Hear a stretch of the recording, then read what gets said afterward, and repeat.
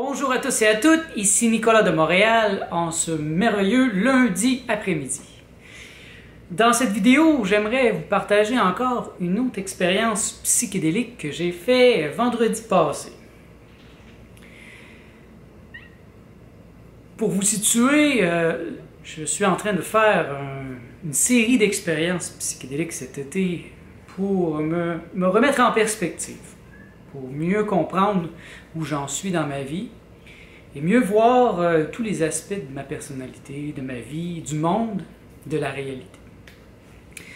Donc cette troisième expérience est une expérience en haute dose, je dirais même une dose héroïque, très très forte, et au contraire de celle de la semaine passée, qui a été quand même très difficile, très douloureuse, même une descente aux enfers, d'une certaine manière.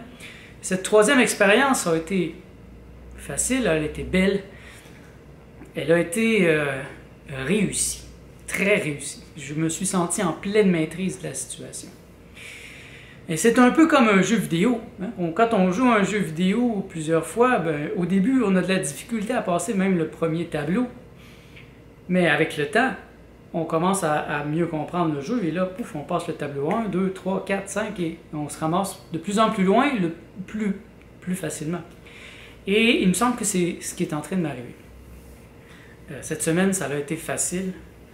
Facile, quand même. Il y a des moments difficiles, toujours, c'est évident, là, mais je suis entré en pleine conscience dans cette expérience. L'autre fois, je suis entré, la dernière fois, je n'étais pas entré en pleine conscience.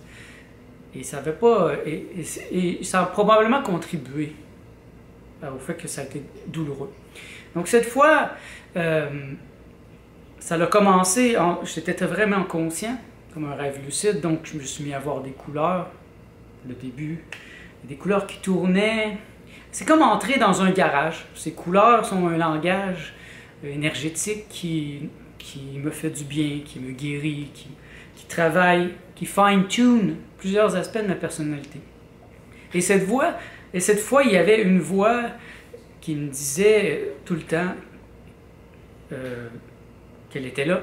En fait, la voix me disait qu'elle avait compris, parce que l'autre fois, j'étais vraiment pas content que ça soit douloureux et que je me fasse déranger par des interférences. Et cette fois, c'est comme si on avait un contrat implicite. Donc la voix me demandait toujours, est-ce que je peux continuer? Est-ce que ça va? Tout va bien aller, tu vas voir cette fois-là, ça va bien aller, il n'y aura pas l'aspect négatif. Et un peu comme un masseur qui voit des nœuds qu'il doit détendre et que ça fait mal quand ça détend, eh bien, ce masseur me demandait la permission. Est-ce que je peux procéder? Parce que plus ça allait dans des niveaux profonds. Et soudain, encore là, interférence des insectoïdes. Les insectoïdes, je les ai remarqués à plusieurs reprises, c'est une race, une autre race. J'ai tendance à vouloir dire extraterrestres, mais en fait, ce n'est pas des extraterrestres parce qu'ils sont ici aussi, mais dans un autre niveau de réalité. Et ils sont grands, ils sont gros, et imaginez que vous essayez de méditer, et puis là, il y a 3-4 grosses mouches de 10 pieds qui viennent tourner autour de vous. Ouais, c'est un peu l'effet que ça me faisait. Je comprenais que, en fait, ces insectoïdes, ils n'ont pas de compréhension. C'est pas la compréhension qui est importante pour eux. Les autres, c'est un système, tout simplement. Et ça me fait penser à des fourmis ou à des abeilles. Si vous allez couper un peu la fourmilière ou la ruche de l'abeille, eh bien, plusieurs abeilles vont venir, plusieurs fourmis vont venir tout de suite pour colmater la brèche. Et puis, ce n'est pas une réflexion de leur part, c'est totalement inné. Et puis moi, par ma présence, par ce que j'étais en train de faire avec ma conscience, eh bien, j'étais techniquement une brèche dans leur grand système. Leur système n'est pas fait pour l'individualisation. Ça n'a rien à voir avec l'individualité, c'est plutôt comme une ferme. C'est un élevage de masse de la population humaine. On est comme des piles énergétiques. Et donc c'est ça, ils ont commencé à interférer encore là, juste par leur présence. Donc là, encore là, j'ai dû dire non merci. J'ai dit non merci à plusieurs reprises. J'ai dit je veux pas vos interférences. Je ne vous autorise pas à venir ici. Vous n'êtes pas bienvenus. Et je ne veux pas. Et là, ils ont commencé à m'injecter des peurs, des fausses réalités. Ils sont bons sur le mensonge. Donc la réalité fonctionne ici par un mensonge. En fait, les hindous vont plutôt dire c'est la Maya. C'est le rêve duquel on doit s'éveiller. Donc, ils ont tenté de me faire peur à plusieurs reprises, mais ça ne fonctionnait pas. Et parfois, ça me faisait presque perdre la tête. Mais j'ai tenu bon et ils ont fini par partir. Et le message a été bien compris. Donc, ça a pas, je ne pense pas que ça a été long. Là, ça a pris une quinzaine de minutes où là, j'ai dû mettre les points sur les i. C'était mon expérience. Et déjà, il y a un an, j'ai émis le désir de ne pas être dans leur système. Je ne veux pas faire partie de leur système d'exploitation, de la pensée humaine. Alors là, je suis revenu à mon travail énergétique et là, on est allé beaucoup plus profond. Et c'est sûr qu'à ce point-là, ça s'est mis à faire mal un peu plus. C'était un peu comme une extraction. Ce que je recevais comme message, c'est que c'était une extraction, mais au niveau énergétique. Imaginez qu'on fait une extraction de votre dent ou une extraction de quelque chose, mais à un autre niveau de réalité plus subtil. Donc c'est comme une poche, peut-être une poche de maladie, de mauvaises pensées, d'énergie, et une poche énergétique qui était littéralement enlevée de ma personne. Et ça fait du bien par après. Un peu comme si je reviens avec l'image de la dent qu'on arrache, ça fait mal sur le coup. Et après, il y a un trou, il y a du sang, ça goûte le sang dans la bouche, mais dès que c'est guéri, on se sent beaucoup mieux parce que la douleur est passée et l'infection est passée. Donc, le travail que j'ai fait cette fois est à un niveau extrêmement subtil, je dirais même au niveau causal de la réalité, au niveau spirituel. Et donc, une fois que j'ai été réglé, et ça a été assez rapide cette fois, dû au fait que ça fait 3 fois que je le fais, donc j'ai passé plus rapidement dans ces tableaux. Et là, je me suis ramassé à réfléchir sur ma vie à moi, sur mon enfance. Je me suis interrogé sur savoir pourquoi j'ai pas parlé. Quand j'étais jeune, vers l'âge de 4 ans, j'ai cessé de parler aux gens. Je parlais à mes parents, je parlais à mes sœurs, et j'étais très capable de parler. J'étais pas handicapé, il n'y avait pas de problème d'élocution, je parlais très bien, mais à partir de 4 ans, quand j'ai commencé à aller à la maternelle, j'ai cessé de parler à tout le monde et c'était vraiment difficile de me faire parler. Les professeurs réussissaient parce que je sentais qu'en classe, je devais répondre à une question, mais sans plus. Si je pouvais répondre par oui ou non, je faisais oui ou non, mais j'avais pas d'amis non plus quand j'étais jeune, c'était parce que je leur parlais pas, donc je devenais ami avec quelqu'un, mais puisque je ne lui parlais pas, il prenait ses distances éventuellement. Et j'ai compris, encore plus profondément que quand j'étais un enfant, j'étais déjà en contact avec un système de communication, un langage visuel. C'est pour ça que je suis un artiste visuel aussi. Donc j'étais très, très en contact, et c'est un langage beaucoup plus vrai, beaucoup plus honnête, un langage holographique. Et de manière subconsciente, si j'ai résisté au langage, si j'ai résisté à parler, d'une certaine manière, c'était pour ne pas perdre ce contact avec la réalité subtile, avec les visions que j'avais, parce que le langage est rationnel. Et ça, c'est un drame qui arrive aussi aux médiums. Les médiums, lorsqu'ils sont enfants, souvent, ils ont un contact extrêmement profond avec d'autres êtres, avec l'invisible. Et là, quand ils commencent à aller à l'école, quand ils commencent à se faire programmer par la réalité qui leur dit que c'est pas vrai, que c'est juste de leur imagination, alors ils perdent souvent le don. Et c'est un peu ça. Donc je me suis battu, j'ai résisté passivement. La résistance passive dans ma vie, elle a commencé très jeune. Et c'est drôle parce que j'ai commencé à parler officiellement vers l'âge de 10 ans, quand j'ai commencé à faire de la bande dessinée.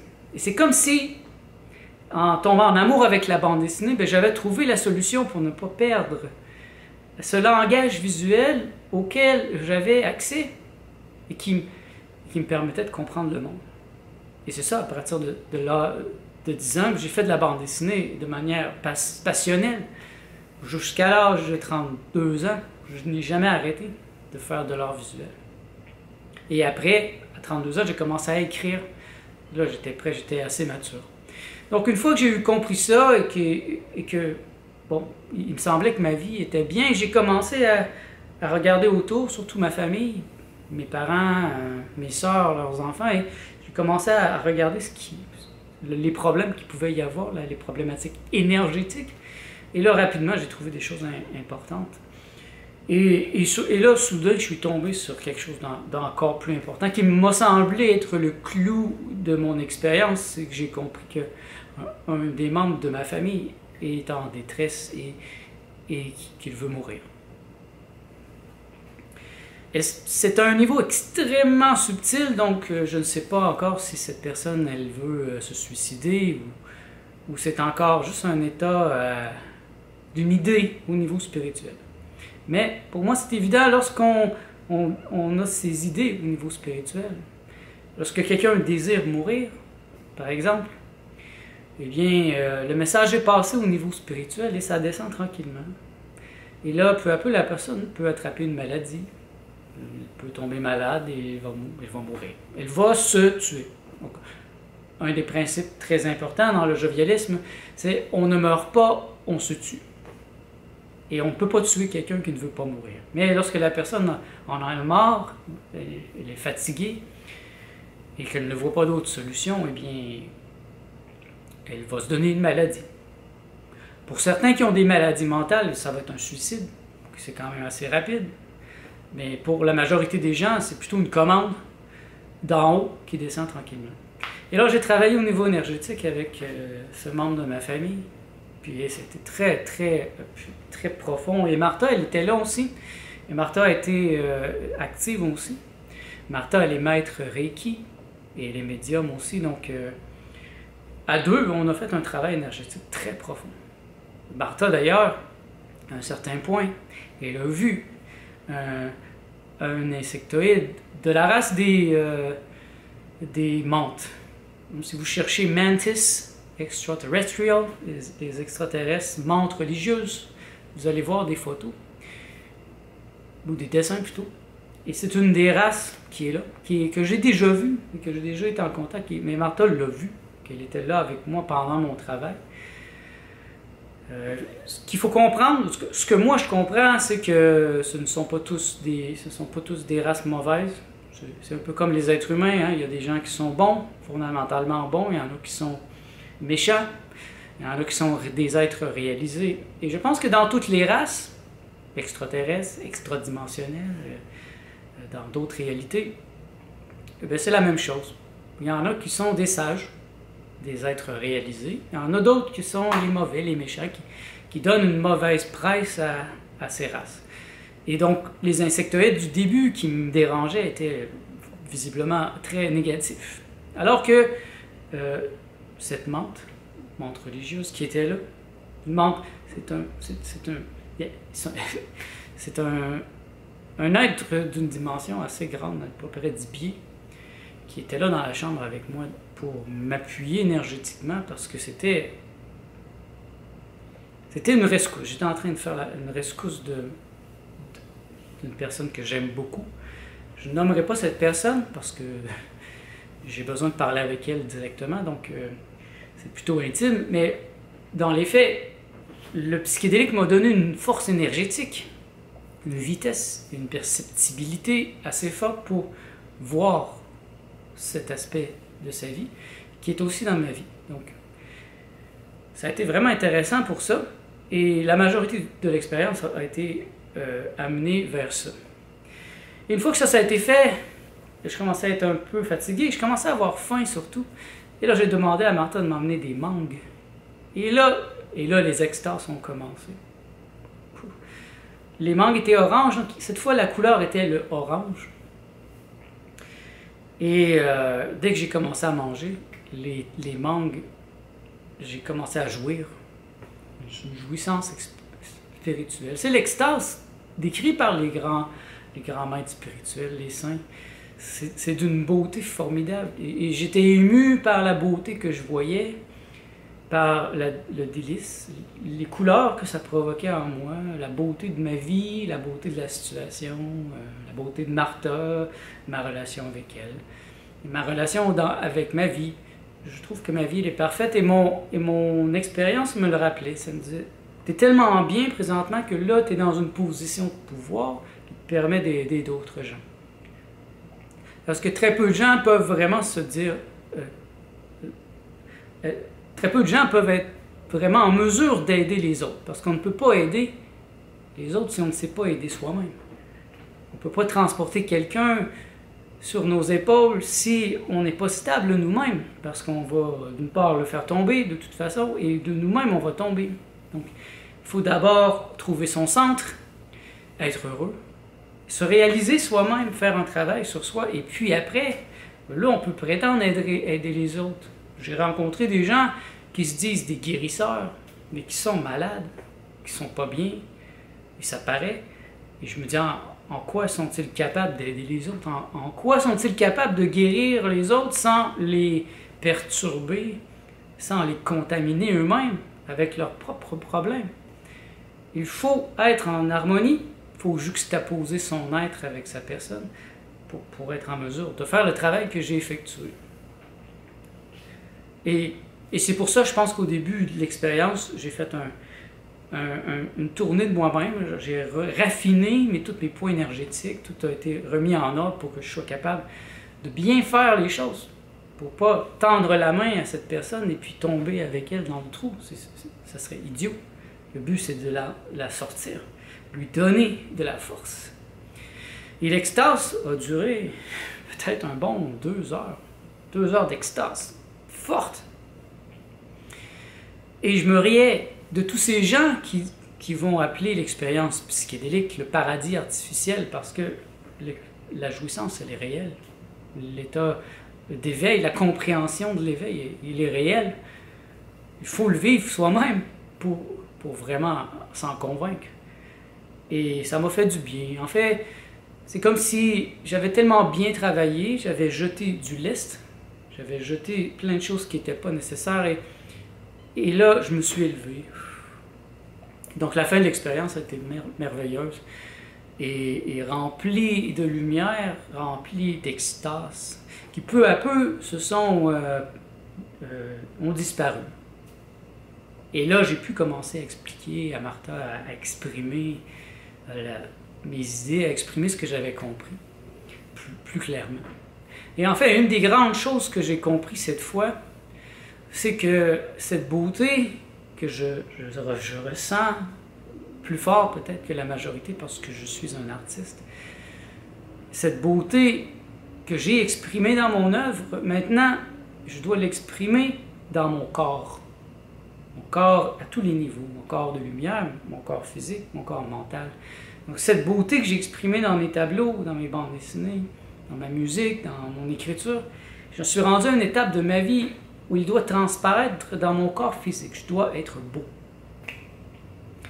Et ça va me prendre plusieurs années pour embellir le corps, parce que je pense que je l'ai laissé un peu aller dans ma trentaine. Et là, je reviens ici vers mon corps et là, je veux, par exemple, je veux être maigre. Pas maigre dans le sens malade, mais maigre dans le bon sens du terme, où on voit bien tous les muscles. On voit tout. Il n'y a pas de double menton. Être beau, faire attention à ce que j'ai de l'air. Exprimer la beauté dans tout, dans le bout de mes doigts, en fait. Parce que la seule chose qu'on amène avec nous quand on meurt, ben, c'est notre énergie. C'est l'énergie qu'on transporte. Et si cette énergie elle est laide, si cette énergie elle est désharmonisée, eh bien on la transporte avec nous de l'autre côté. Et je dis de l'autre côté, mais c'est pas vraiment de l'autre côté, c'est pas comme une porte qu'on ouvre. En fait, à mon avis, c'est une ouverture vers les mondes intérieurs, qui sont beaucoup plus vastes, beaucoup plus réels, beaucoup plus permanents. Donc la permanence est un facteur important. Je dois exprimer en permanence la beauté. En bref, c'était une expérience très réussie, comme vous voyez. Grosse différence de la semaine passée. Et je compte continuer comme ça cet été à me remettre à jour. Je suis inspiré en ce sens par le yoga psychédélique de Timothy Leary. Et les pensées très intéressantes de Terence McKenna présentement. J'apprécie beaucoup ses idées. Et plusieurs autres aussi. Je vous invite, si ça vous intéresse vraiment d'en savoir plus sur les psychédéliques, mais je vous invite à lire mon livre qui s'appelle Le Maître psychédélique. J'ai fait une série de vidéos que je mets sur Facebook, que je mets sur YouTube. Mais ultimement, moi je trouve que la meilleure manière d'apprendre, pour moi, c'est de lire un livre. Donc si ça vous intéresse, je vais mettre le lien en dessous ici. Procurez-vous ce livre, il est très facile à acheter sur Amazon. Donc, c'est ça. Si vous avez des questions, si vous avez des suggestions, des commentaires, ça me fait plaisir de les entendre. Puis, au plaisir. Merci d'être à l'écoute. On se revoit dans le prochain vlog.